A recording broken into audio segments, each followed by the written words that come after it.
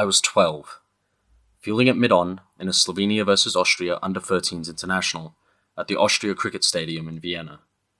Bowling first, we had them 165 for 7 in the 19th over with 2 balls remaining in the innings. I knew they had about 50 too many for our side. Some of our players had only picked up a cricket bat a month and a half ago, and only 6 of us could bowl with a straight arm. I was out of my depth. I had no idea what to do as a captain. The boy at the non-striker's end, Farhan, he was just 2 steps above, so much so that he actually knew that you should back up. Our coach at the cover boundary calls me over, gives me a whisper, and tells me to relay it to the bowler. After trying to decode the message into Slovene for about 3 minutes, the plan was set. The bowler runs in off 5 steps, stops, and knocks the bails off. He's on his way. We got him! Anyway, long story short, I pulled a Karen Pollard.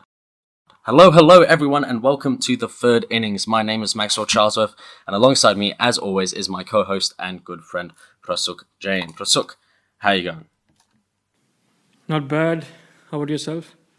Yeah, not bad. You know what the worst part of that story was? Nope. He was on 96. 96 is becoming a hallmark these days. We have seen last week with Washington Sundar. Can't seem to forget that. We also saw it today with Gunathilika scoring another 96 against West Indies. Just coming again and again. Yeah, it's all equally as important innings. This Austria under-13s knock and Washington Sundar's 96. I'm sure it was better, even more important than Washington Sundar. They faced better bowlers, so. Exactly. Yeah. But do you understand why it was a Karen Pollard I was pulling? No, can you please explain? Well, I didn't revoke the appeal. Yeah, I just apologized afterwards. And perhaps you could inform us why that is pulling a Karen Pollard. And now it makes sense. So, for those of you who don't know, Karen Pollard initiated and withheld an appeal for obstructing the field in the first ODI between West Indies and Sri Lanka, which, by the way, West Indies won eventually. Karen Pollard pulled something like that, which led to Dhanushka Gunathilika being dismissed. So basically what happened was Gunathilika defended a ball which stayed on the pitch. It was Karen Pollard bowling with not much pace. And he called for a run. The non-striker wasn't interested and sent him back. And while Gunathilika was going back, he touched the ball and the ball trotted off again from Karen Pollard, who wanted to pick up the ball and run someone out. And Karen Pollard appealed for an obstruction, and the umpire gave it out. Now, whether or not it was dodgy, it's a tricky question. I don't think so. First of all, what eventually happened was the spirit of the game was compromised. I didn't really see it as a talking point, as a point where Karen Pollard should have appealed for it. It happened. It was an accident. I've watched that video countless times now, again and again, to see what exactly happened. And the ball was behind Gunathilika. He couldn't have possibly seen the ball. It was behind his shoe. And he just looked down because he played the shot. He knew where the ball is around. He just looked down to see where's the ball. And while going back in his crease, by mistake, he just kicked the ball. And I don't think he would do it deliberately, because if he kicked it harder, it could have gone onto his stumps as well. He could have ran himself out. I don't think he was aiming to do that.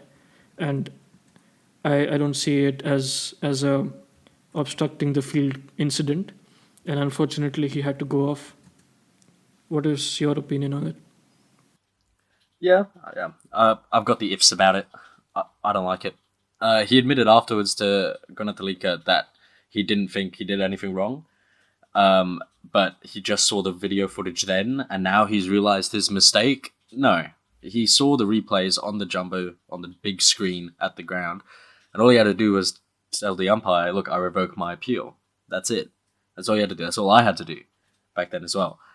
But instead, he withheld the appeal, and it was a ridiculous appeal. It's ridiculous it was given out, because he didn't deliberately obstruct the ball. That's the thing. He didn't do it deliberately. I think he barely even knew where the ball was, let alone had the mental notion to decide to use his foot to kick it towards his stumps.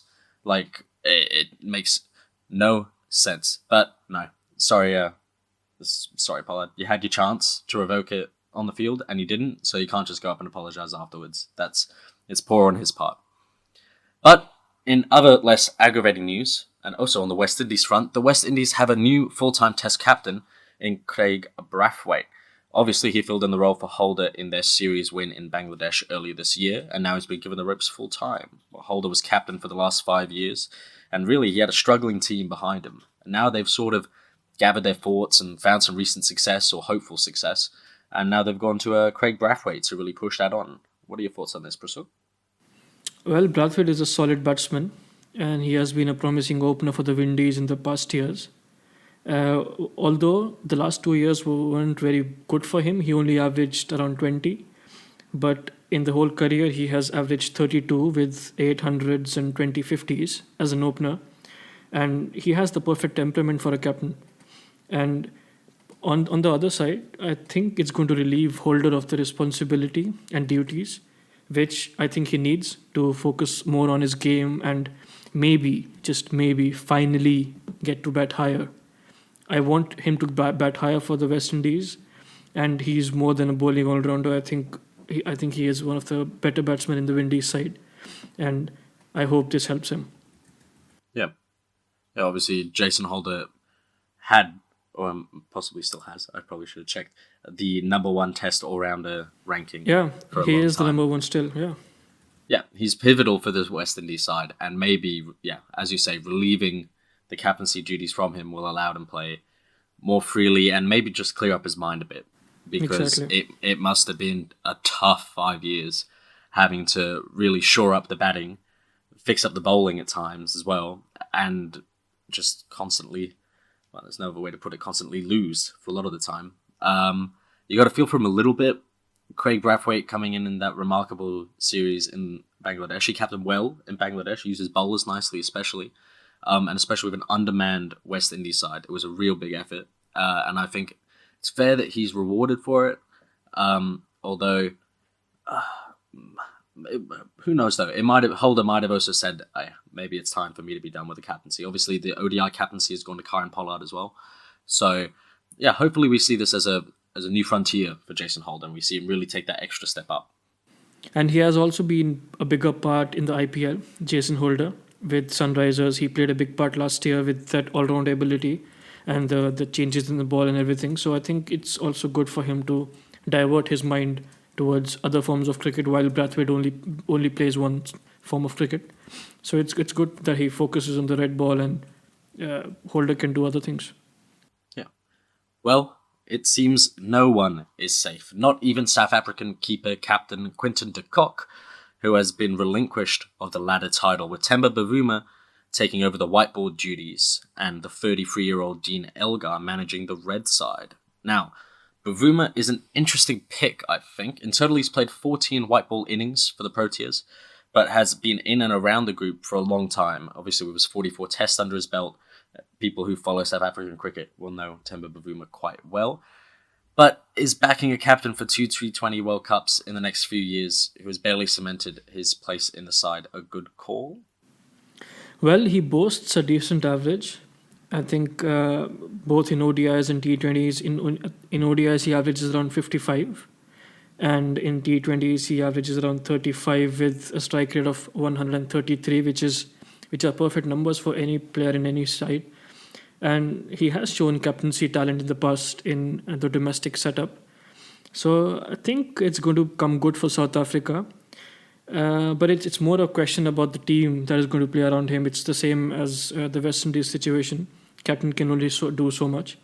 And with all the internal drama going around in the South African camp, I think it's going to be very interesting how the things pan out for them in all the formats in the future. And as you rightly mentioned, in the World Cup, we're going to see something.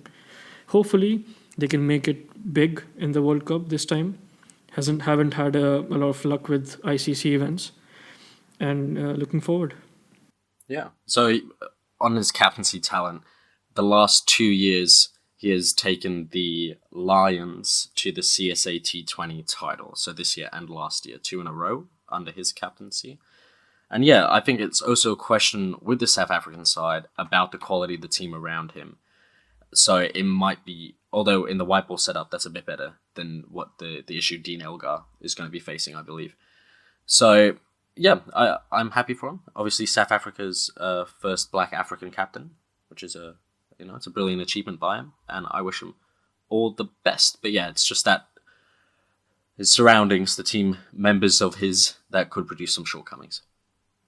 You know what else has produced shortcomings in the recent past?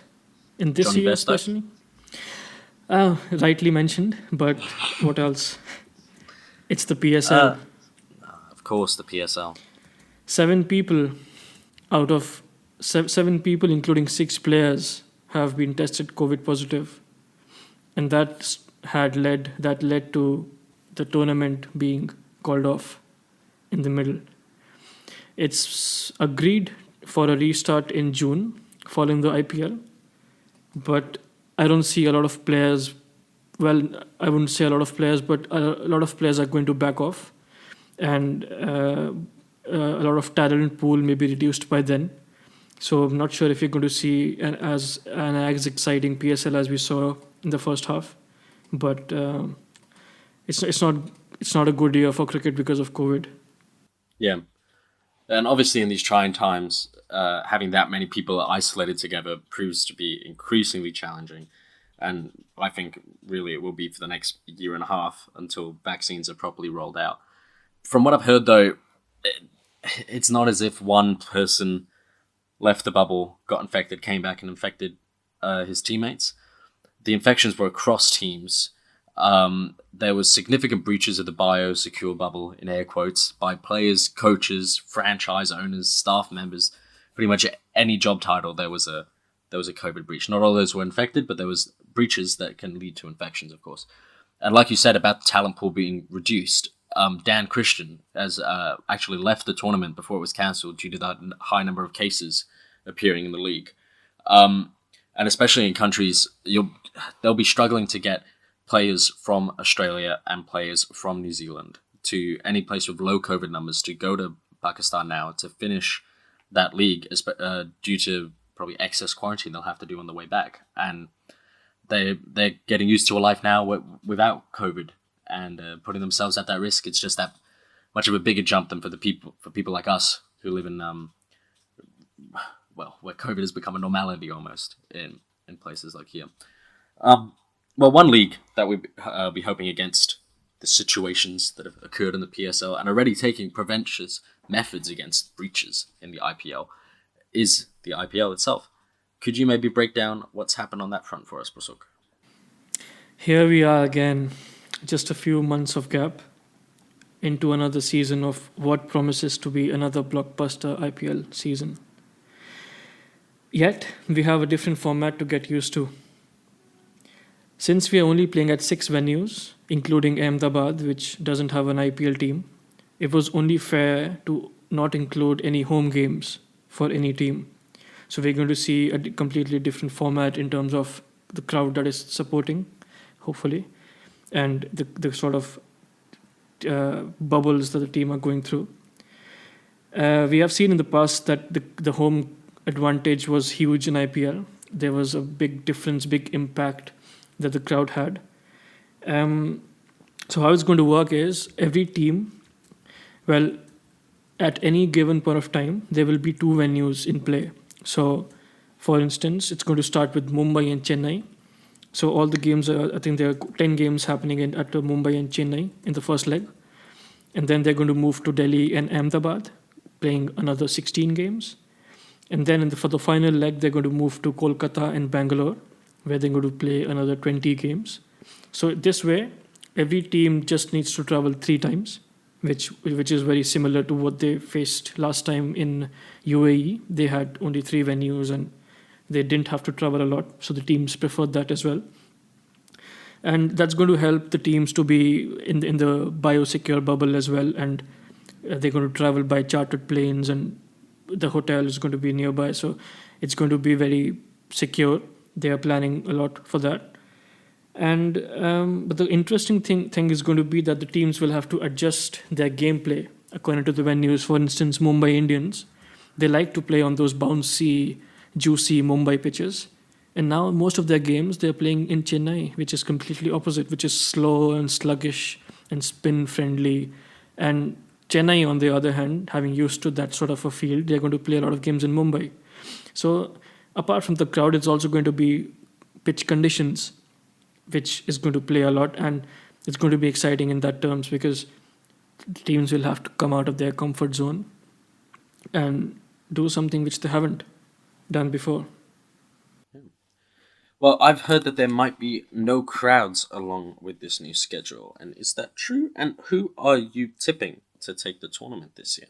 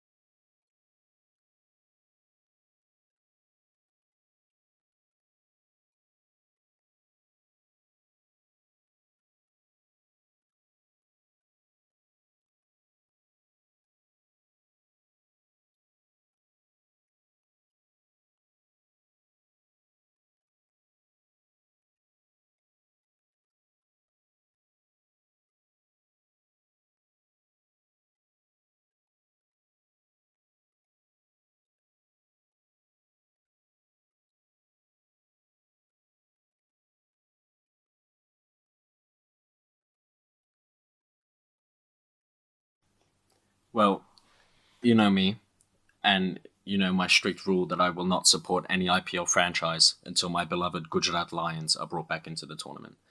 Well, at least My protest. the playoffs are going to be played in Ahmedabad, so you can. But it's not the Lions, though. It's not, that's true, but I have a tip for you. Akshay Patel from Gujarat is playing in Delhi, so I suggest you to support Delhi. I don't know. Wink, wink. I don't know. My other option's Bangalore, but I just can't bring myself to support Just Bangalore. because of Sarfaraz Khan's ex team. Just because. But, well, at least the games are returning to India this season. Obviously, with the previous edition being held in the UAE, and there were some problems there with the different sizes of the grounds and what different teams got off that for their net run rate kind of thing. But the same can't be said for the World Test Championship final, though. However, the move is much less drastic. Instead of being at Lords, the final has instead been moved to 100 kilometers southeast to the Hotel Bowl in Southampton, because everyone knows there is no corona in Southampton, but 100 kilometers away in London, there's corona. The two finalists, New Zealand and India, obviously needing a biosecure bubble around the venue as we keep getting these optimistic rather than realistic venues, if you understand what I mean. We keep getting told this, it's going to be played here, but really, that's 6 months away. It's not going to be played there. The world's not going to change that much in 6 months that we're going to be able to play there. It's going to be moved. Just tell us it's going to be in Southampton in the beginning.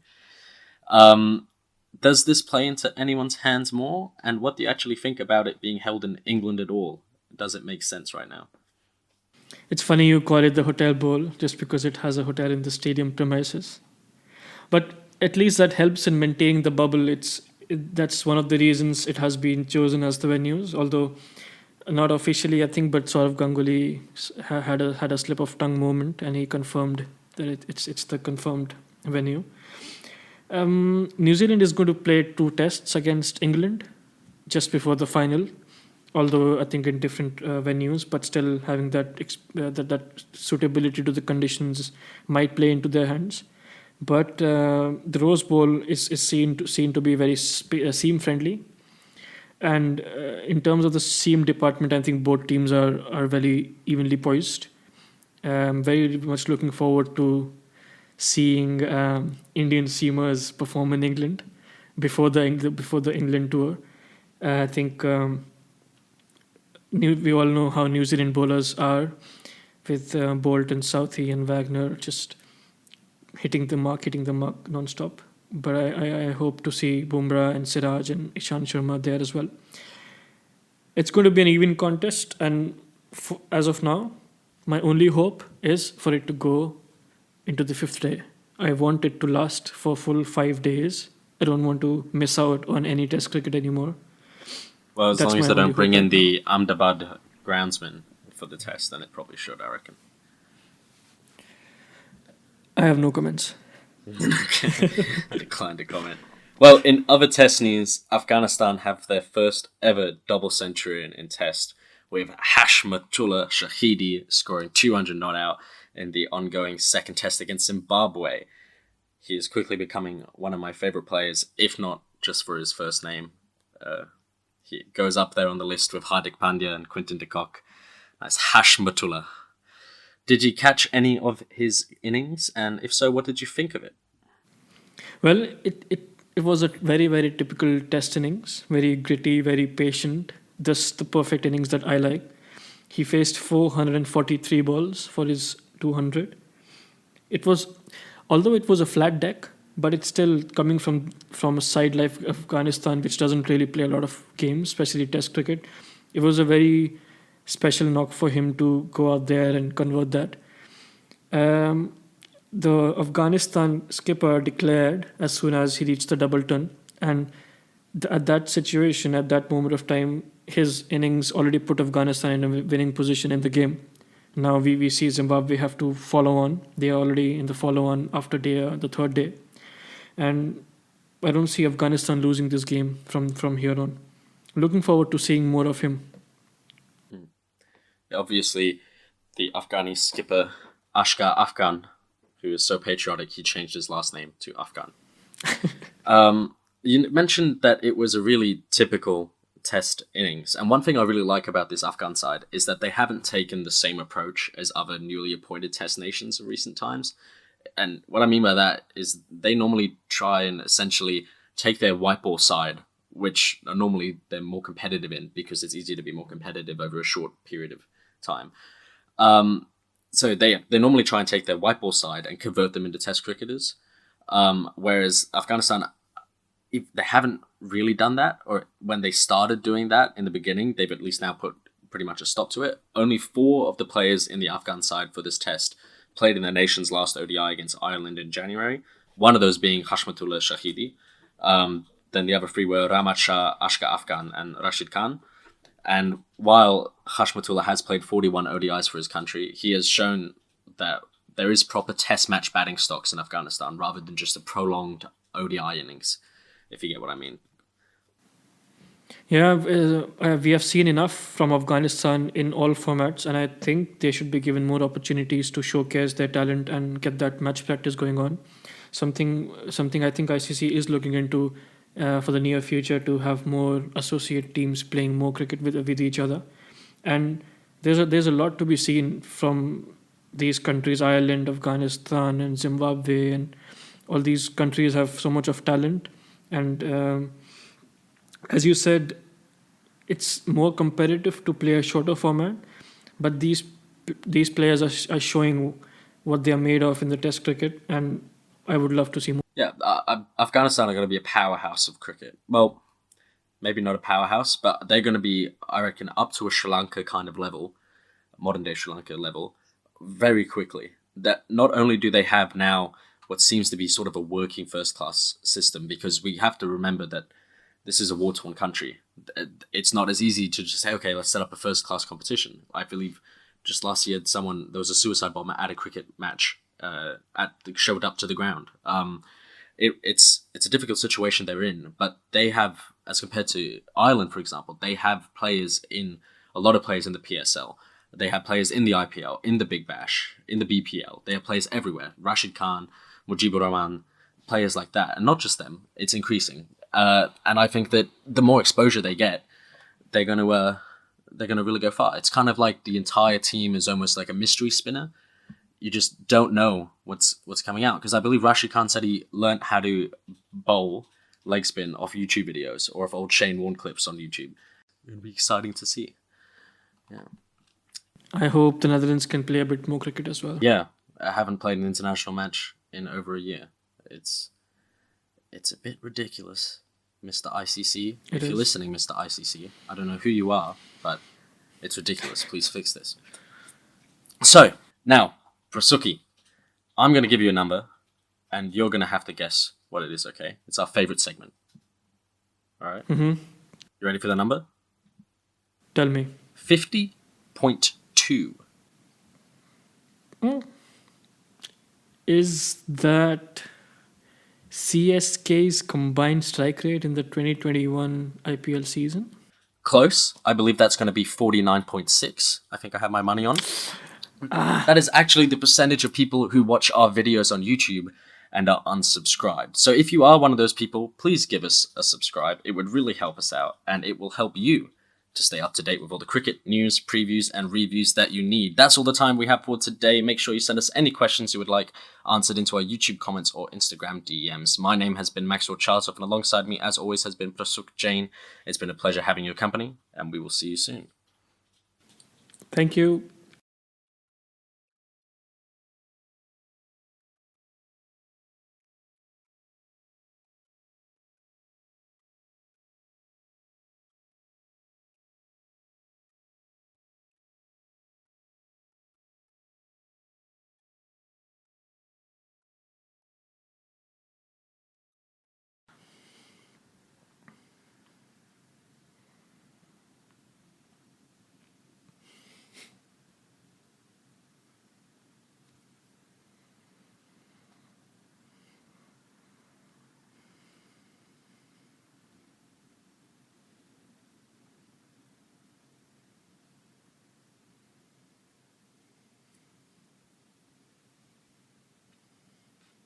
Thank you.